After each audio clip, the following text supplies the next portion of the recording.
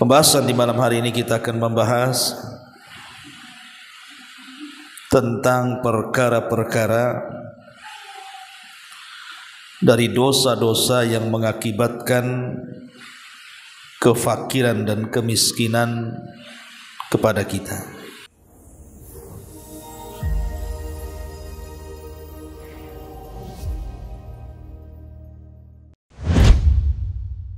Assalamualaikum warahmatullahi wabarakatuh.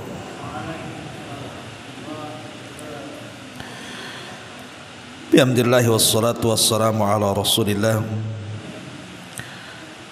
wa ala alihi wa sahbihi wa mawalah wa la hawla wa la quwata illa billahi wa ba'du. Alhamdulillah, segala puja dan puji hanya milik Allah subhanahu wa ta'ala. Salawat dan juga salam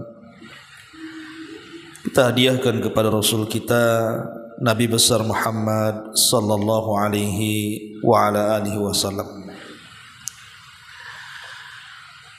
Alhamdulillah, walaupun cuaca di luar hujan, insyaallah hujan membawa rahmat kepada kita dan tidak menyurutkan untuk bertalabul ilmi.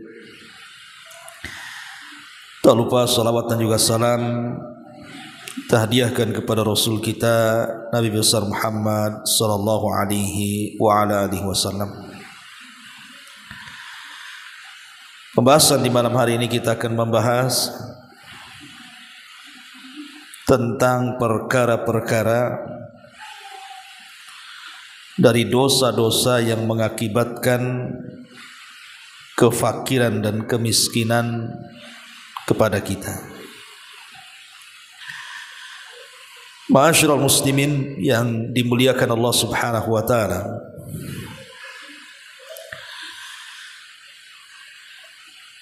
di dalam surah Al-Qasas,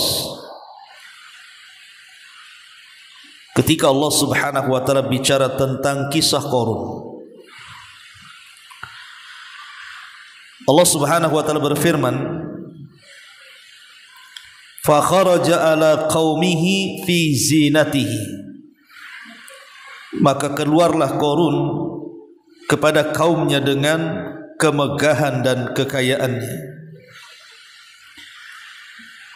Qala alladhina yuriduna al-hayata ad-dunya ya laita lana mithla ma utiya Qarun innahu ladhu haddin azim.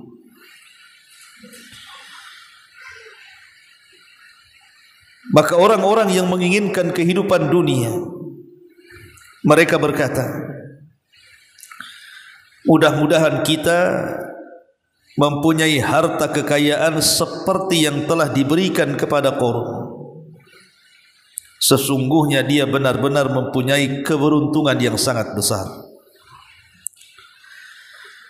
Wa qala alladhina utul ilma wailakum thawabullahi khairun liman amana wa amila salihan wa la yulaqaha illa sabirun. Tetapi orang-orang yang dianugerahkan pengetahuan ilmu berkata, celaka kalian, ketahuilah bahwa pahala Allah lebih baik bagi orang-orang yang beriman dan mengerjakan kebaikan, dan pahala besar itu hanya diperoleh orang-orang yang bersabar. Fa khasafna bihi wa bidarihi al-ardha fama kana lahu min fi'atin yansuruna min dunillah wa ma kana minal muntasirin wa asbaha alladhina tamannaw makanahu bil amsi yaqulun wa ka'anna Allah yabsutur rizqa liman yasha min ibadihi wa yaqdiru laula an manna Allahu alaina la khasafa bina wa ka'annahu la yuflihul kafirun. Maka kami benamkan Qarun bersama rumah-rumahnya ke dalam bumi, maka tidak ada baginya satu golongan pun yang akan menolongnya selain Allah, dan dia tidak termasuk orang-orang yang dapat membela diri. Dan orang-orang yang kemarin mengangan-angankan kedudukan Qarun, tiba-tiba mereka berkata, duhai benarlah kiranya Allah yang melapangkan rizki bagi sesiapa yang dikehendaki di antara hamba-hambanya, dan juga membatasi bagi sesiapa yang dikehendakinya di antara hamba-hambanya. Sekiranya Allah tidak melimpahkan karunia-Nya kepada kita, tentu Dia telah membenamkan kita pula seperti Qarun. Aduhai benarlah kiranya tidak ada keberuntungan bagi orang-orang yang mengingkari nikmat Allah Subhanahu wa taala. Ma'asyiral muslimin wal muslimat rahimani wa rahimakumullah. Penggalan kisah Qarun ini memberikan inspirasi kepada kita bahwa harta itu memang menyilaukan manusia. Lihat orang-orang yang memandang harta Qarun di zaman Qarun, mereka menginginkan seperti yang dimiliki Qarun. Makanya mereka mengatakan, ya laita lana mithla ma utiya Qarun. Duhai kiranya Allah Subhanahu wa taala memberikan seperti yang Allah berikan kepada Qarun juga diberikan kepada kami. Begitulah orang-orang ketika memandang harta, pasti mereka menghendaki harta yang dimiliki orang lain. Seperti itulah Allah anugerahkan kepada mereka, seperti itu pula Allah anugerahkan kepada kita. Itu maunya manusia seperti itu. Kalau yang dikejar hanya kehidupan dunia. Tapi lihat orang-orang yang diberikan pengetahuan ilmu agama, justru sebaliknya dan mengatakan, wailakum sawabullahi khairun. Celaka kalian, pahala Allah itu jauh lebih baik.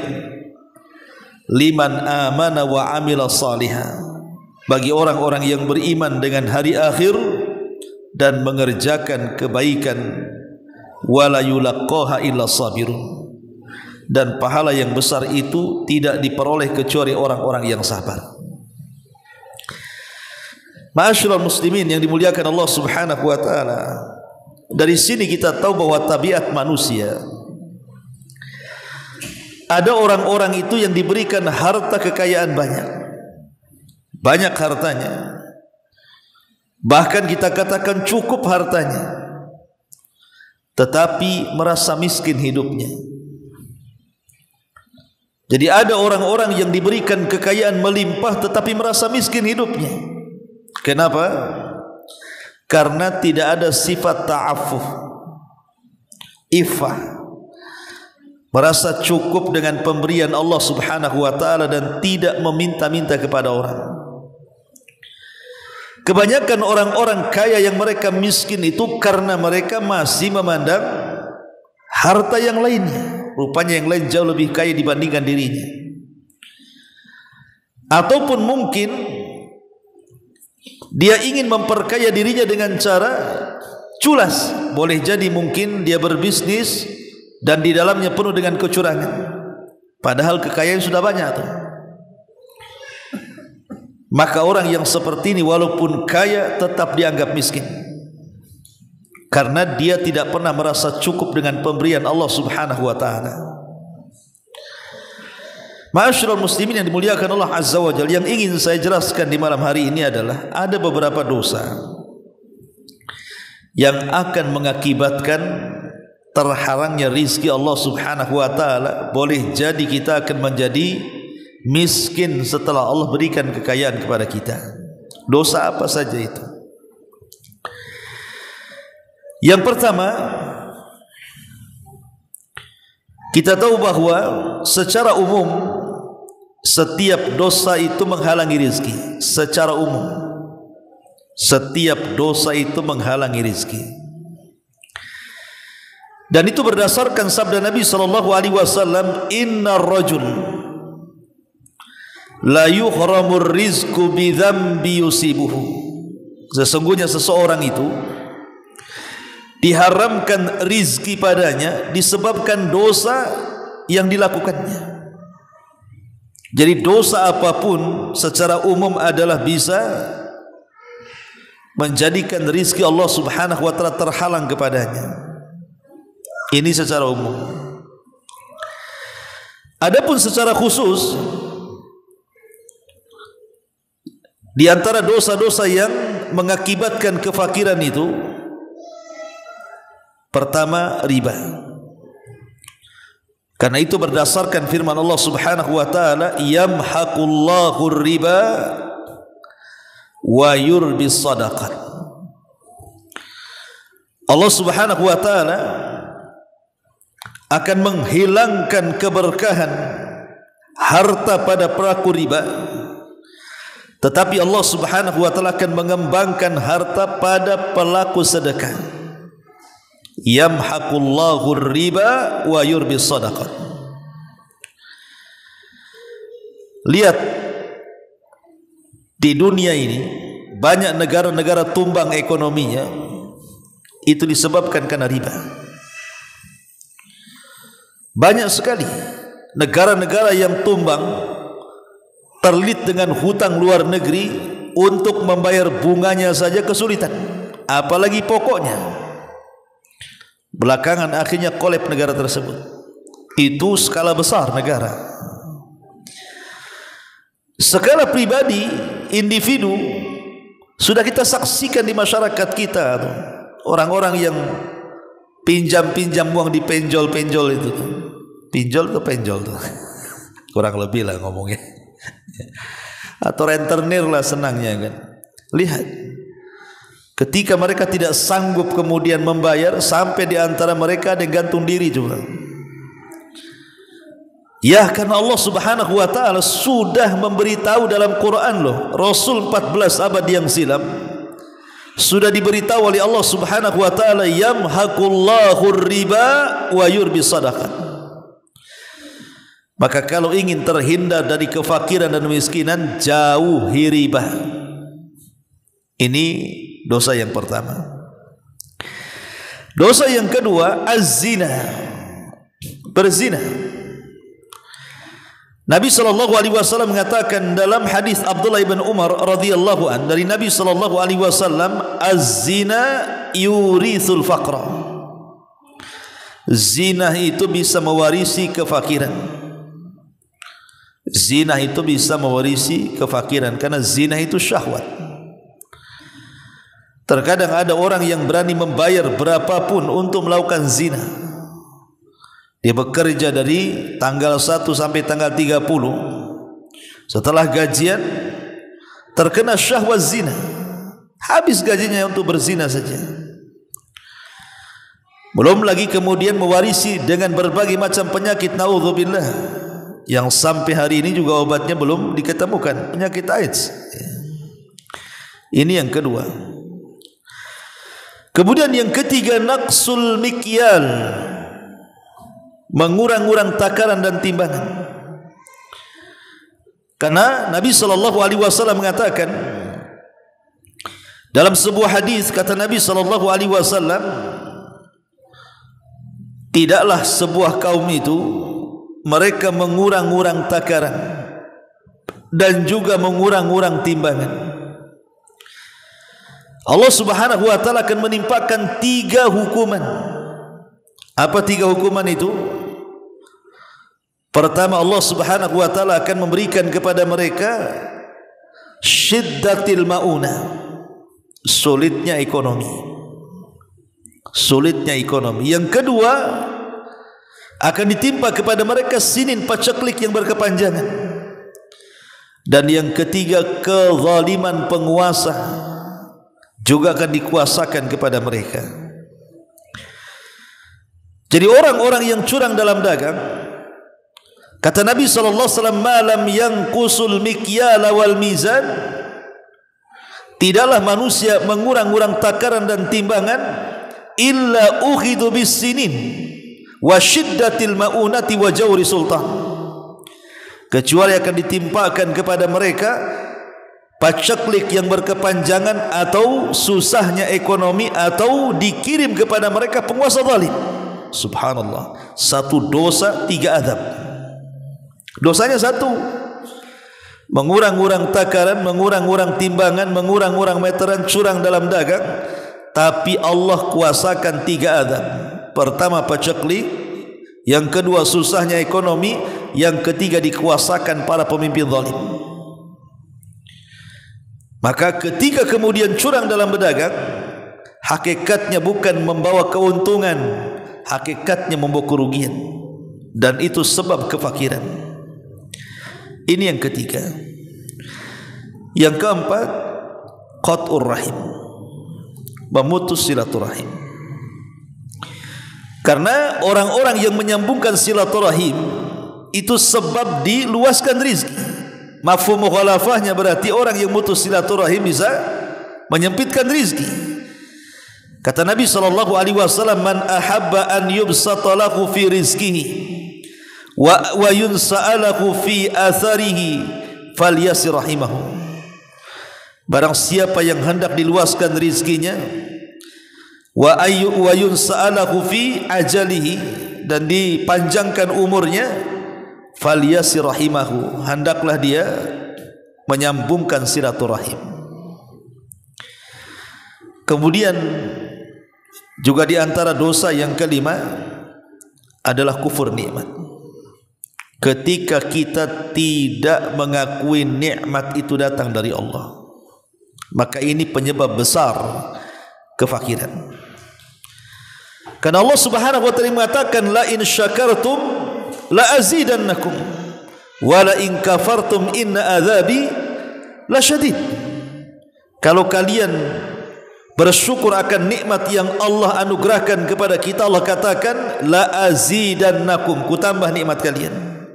Tapi jika kalian kufur, maka ku persiapkan azab yang pedih bagi kalian. Lihat kisah tadi Qarun. Karena kekufuran dia kepada nikmat Allah Subhanahu wa taala, tidak menasabkan nikmat kepada Allah, justru menasabkan nikmat kepada dirinya. Dan dia mengatakan, innama utituhu min ilmin indi, kekayaan ini kudatangkan karena kecerdasanku. Maka Allah mengatakan, wa khasafna bihi wa bidarihil ardh, kami tenggelamkan Qarun dan seluruh kekayaannya. Menunjukkan bahwa kufur nikmat membawa kefakiran. Ma'asyiral muslimin yang dimuliakan Allah Subhanahu wa taala, atau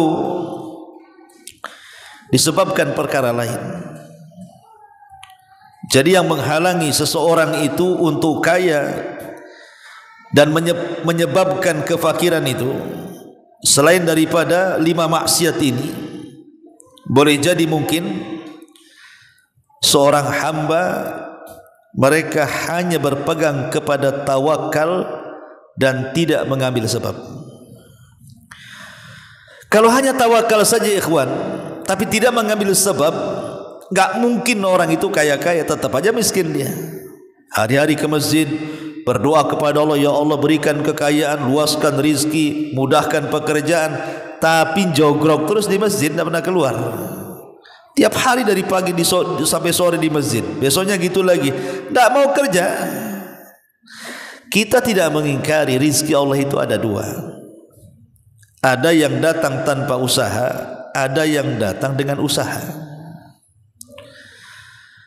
Memang rizki Allah itu ada 2 tadi. Ada yang datang tanpa usaha, ya memang tanpa usaha pun tetap saja Allah kasih makan kepada kita lewat orang lain. Tetapi ada rizki itu juga yang harus diupayakan. Itulah yang disebut dengan akhdhu bil asbab, mencari sebab. Dan Rasul mengatakan 99% rizki Allah itu ada di perniagaan. Mengambil sebab jadi peniaga, ya. Kemudian juga kebakhilan. Bakhil ini sebenarnya ikhwan bukan malah memperkaya diri, justru menjadikan penyebab kefakiran. Karena hakikat orang bakhil itu dia fakir walaupun dia kaya, karena hatinya terikat dengan dunia, merasa kurang sehingga kalau diinfakkan tuh takut habis tuh. Itulah fakirnya orang bakhil itu. Padahal bakhil itu tidak akan merubah takdir.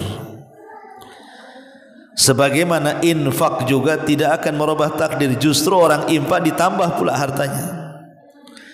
Karena pikiran orang bakhil itu biasanya kalau saya infakkan habis uang saya. Itu paradigma sekuler namanya. Kalau dikeluarkan 1.000 hilang 1.000. Itulah orang bakhil. Padahal rizki Allah itu sudah ditentukan. Tidak mungkin berkurang karena kebakhilan. Enggak mungkin berkurang. Enggak mungkin bertambah karena kebakhilan, dan tidak mungkin berkurang karena diinfakkan. Itu kaidah.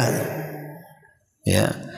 Jadi harta itu tidak mungkin berkurang karena infak, dan tidak mungkin bertambah karena bakhil. Kenapa? Karena sudah ditakdirkan Allah.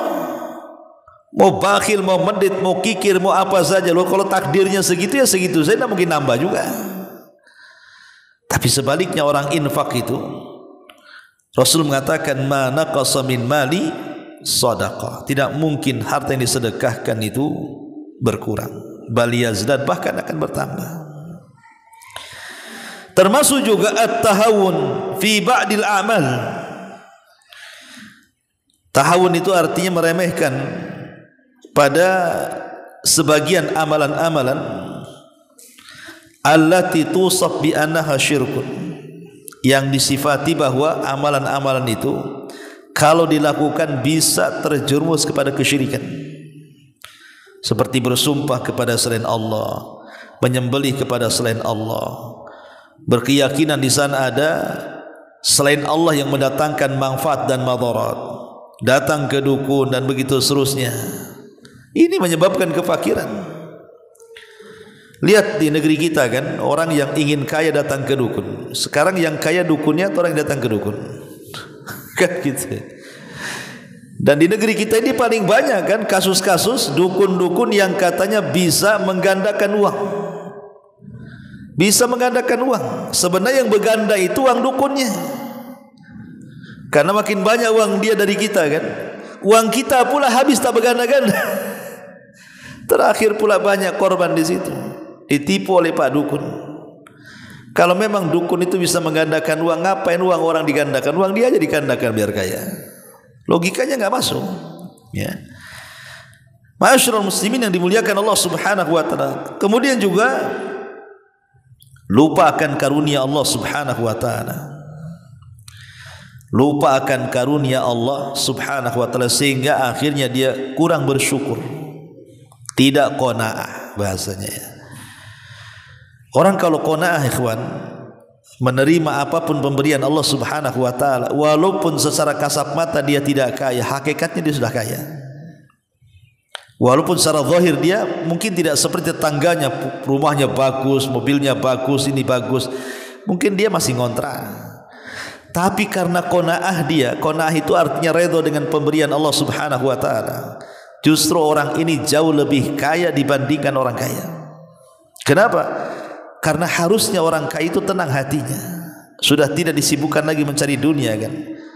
Tapi banyak orang kaya justru tidak tenang hatinya karena hatinya masih disibukkan mencari dunia.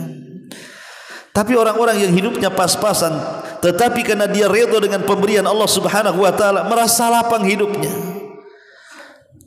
Pamannya contoh dia cari nafkah nih, entah jual ini jual itu atau jadi ojek atau apalah kan, sudah merasa oh hari ini sudah dapat 300, sudahlah pulang, cukup hari ini.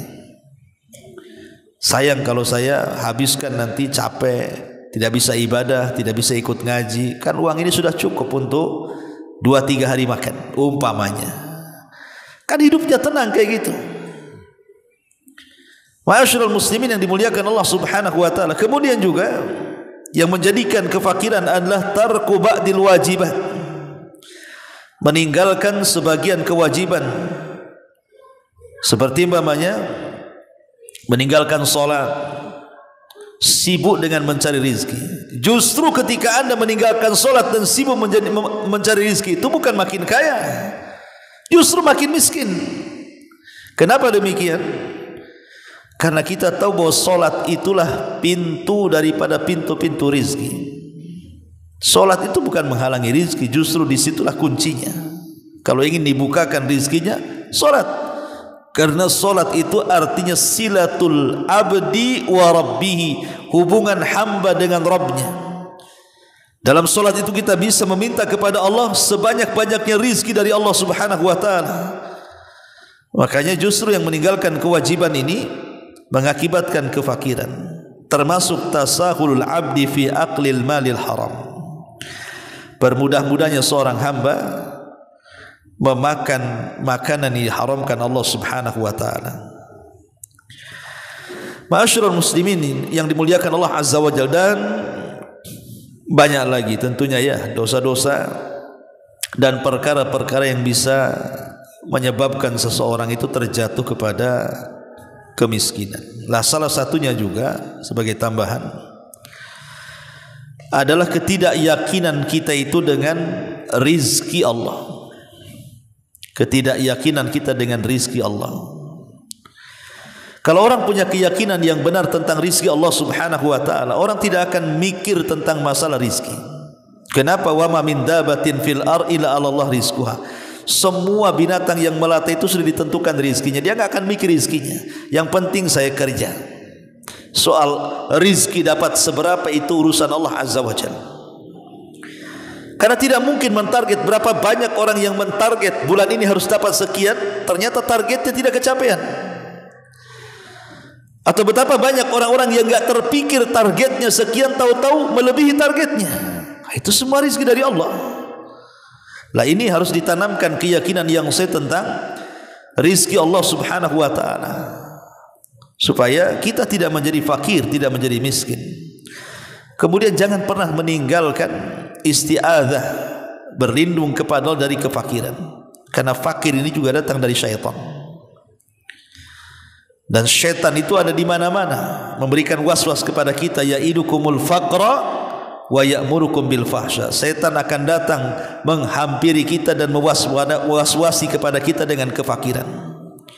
Makanya kemudian banyak-banyaklah berlindung kepada Allah subhanahu wa ta'ala dari kefakiran ini. Ma'asyiral muslimin wal muslimat rahimani wa rahimakumullah. Lalu apa yang harus kita lakukan? Ataupun amalan-amalan apa yang bisa menghilangkan kefakiran itu? Yang pertama, tahqiqut taqwa. Wujudkan takwa. Kita tahu wasiat yang terakhir dalam Quran apa? Takwa.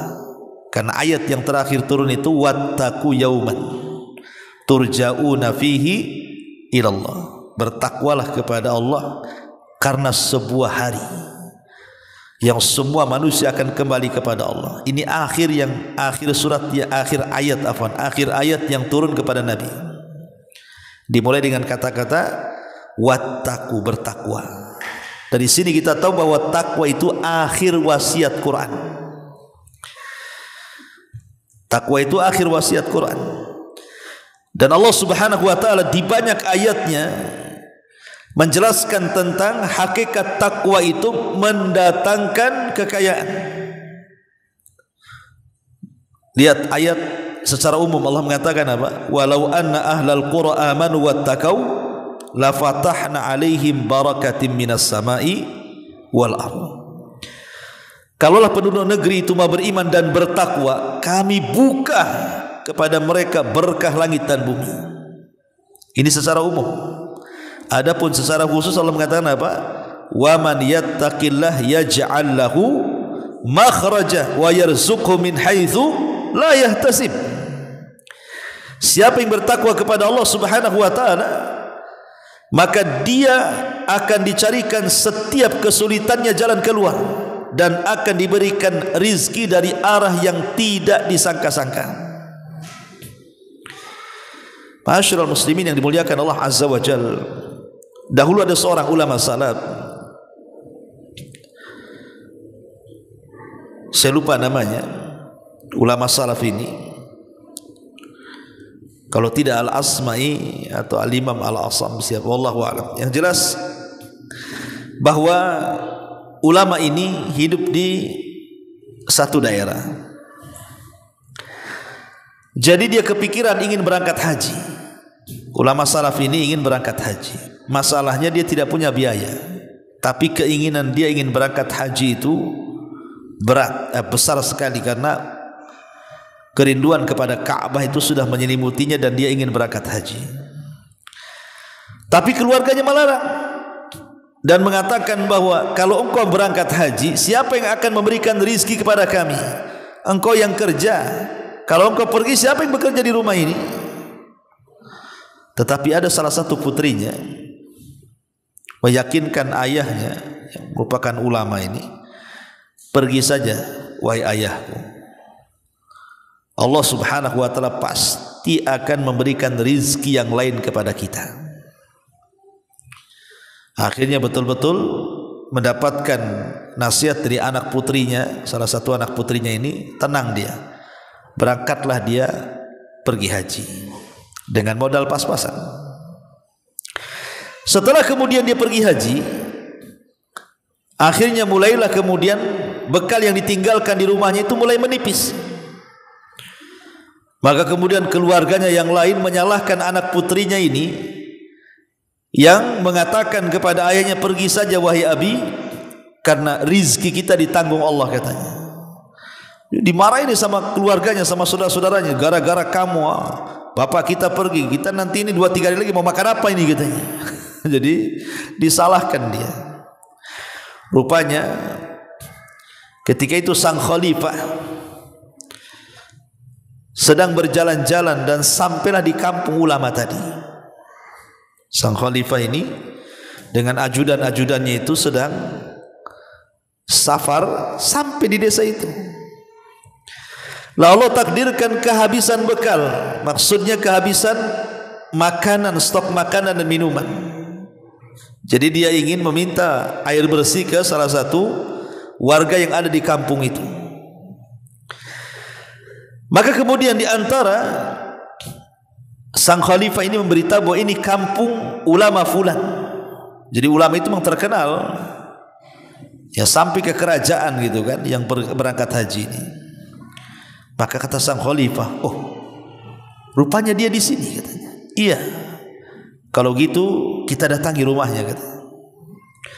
Akhirnya sang khalifah dengan ajudannya mendatangi rumahnya. Rupanya keluarganya menceritakan bahwa sang ulama sedang pergi haji. Lah, sang khalifah ini melihat kondisi rumahnya sangat kasihan. Tidak ada barang-barang berharga dan nampak sedang kekurangan dan hajat kepada kebutuhan hidupnya besar. Akhirnya sang khalifah mengatakan kepada ajudan-ajudannya, kita sudah sampai di desa ini. Kalau kalian ingin memuliakan ulama ini, ayo kita urunan, kita kasih uang biar dia layak hidupnya dan juga keluarganya. Akhirnya urunan, kemudian diberikan uang untuk keluarga itu. Kalau khalifah pergi, apa kata si putrinya tadi yang sudah disalahkan tadi? Lihat, apa kataku, katanya. Rizki kita itu ditanggung Allah, katanya. Bayangkan, ya kan? Ma'asyiral muslimin yang dimuliakan Allah subhanahu wa ta'ala. Bahkan kalau tidak salah di zaman siapa ya, Khalifah Imam Malik Abu Hanifah, saya lupa. Jadi ada seorang wanita, wanita ini miskin, kerjanya ya apa namanya, membuat pintalan itu, menenun ya. Jadi kadang 3 hari baru selesai nenun itu, nanti dijual murah, paling bisa untuk 1, 2, 3 hari aja dia makan. Sehingga dia harus menenun setiap hari, kalau tidak makan. Jadi satu hari dia sedang menenun dan hampir selesai, siap dijual tuh tenunannya itu. Allah takdirkan ketika dijemur tenunannya itu, datang burung besar. Diambillah tenunan ini, dibawa terbang. Bawa terbang, mau dijual hilang lah, dibawa terbang burung. Akhirnya menangislah wanita ini, karena kainnya dibawa terbang burung. Mungkin mau untuk sarang dia atau kan, nggak tahu juga kan. Jadi akhirnya kemudian dia mengadu kepada Imam Malik Abu Hanifah, antara itulah, lupa saya kisahnya. Tapi antara Imam Malik atau Abu Hanifah mengadu kepada salah seorang ulama ini tentang kenapa kok sial sekali dia gitu kan. Sudah capek-capek 3 hari nenun, tiba-tiba kemudian tenunan itu diambil burung, apa seperti nasibku. Maka sang ulama mengatakan dan menenangkan, tidak, rizki itu ditanggung Allah. Kalau memang itu rizkimu tidak akan kemana, katanya. Tiba-tiba selepas itu datanglah 3 orang kepada imam ini, pada sang ulama ini, kemudian menceritakan tentang perjalanan dia. Jadi dia 3 orang ini seorang peniaga, orang kaya, peniaga, berada di perahu. Qadarullah kemudian perahunya bocor, bolong dan hampir tenggelam. Ketika kemudian sibuk membuang air dari perahu itu karena tidak ada barang-barang untuk menyumpelnya, tiba-tiba jatuh dari langit kain. Kain, rupanya kain itu kain yang dibawa burung tadi jatuh ke kapal itu. Masya Allah, ini 3 pengusaha tujar ini beruntung sekali. Langsung diambil kain itu, disumpelkan ke perahunya. Selamatlah 3-3-nya. Kemudian datanglah kepada sang imam dan mengatakan, ya imam, kami bertiga hampir mati. Kalau bukan karena kain, dibawa kain ini, dan kami sudah bersumpah siapa pemilik kain ini, katanya.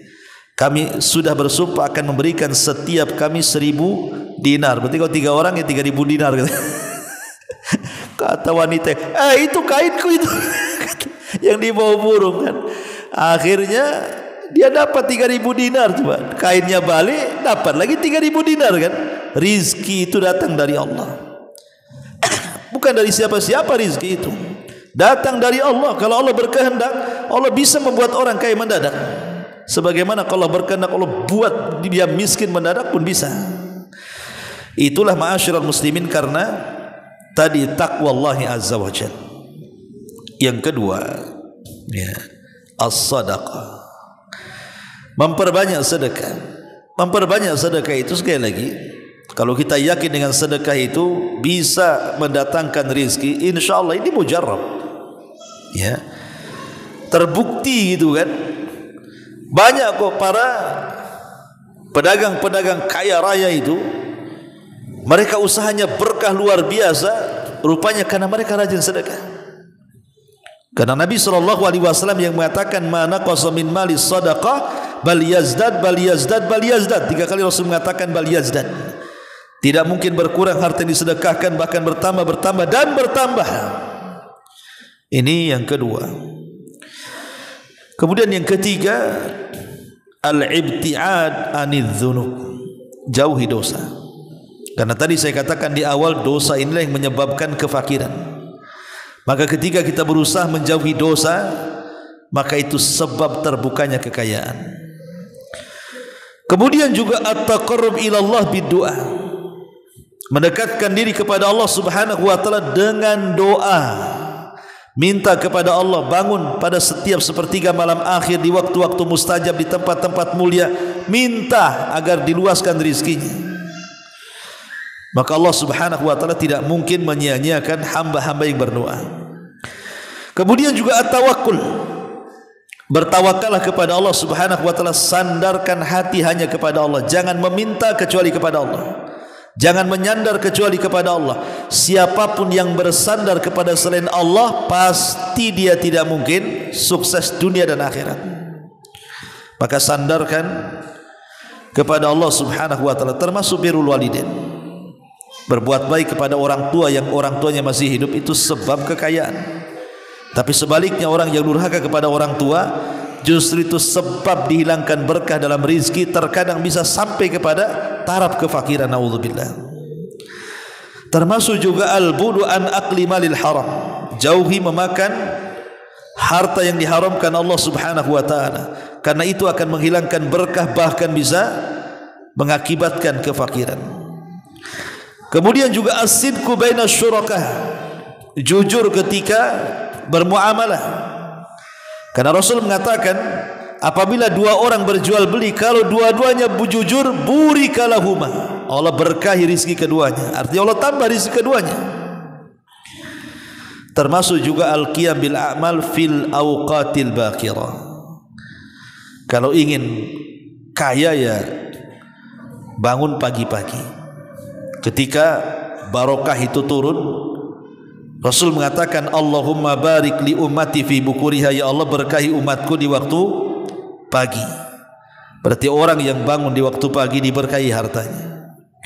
Diberkahi artinya bisa dalam bentuk diluaskan hartanya.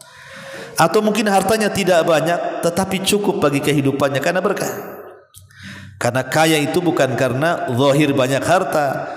Kaya itu adalah ghinal qalbi, karena hati yang kaya sehingga harta sedikit menjadi cukup bagi dia. Tapi ketika kemudian hati sudah tidak kaya, hati pula miskin, maka walaupun kekayaan ada di tangannya percuma saja karena dia tidak pernah merasa kaya. Sebagaimana yang sudah jelaskan di muqaddimah tadi, ada orang kaya tapi tidak merasa kaya, miskin terus. Tapi ada orang miskin seolah-olah dia orang kaya, karena dia redha dengan pemberian Allah Subhanahu wa ta'ala.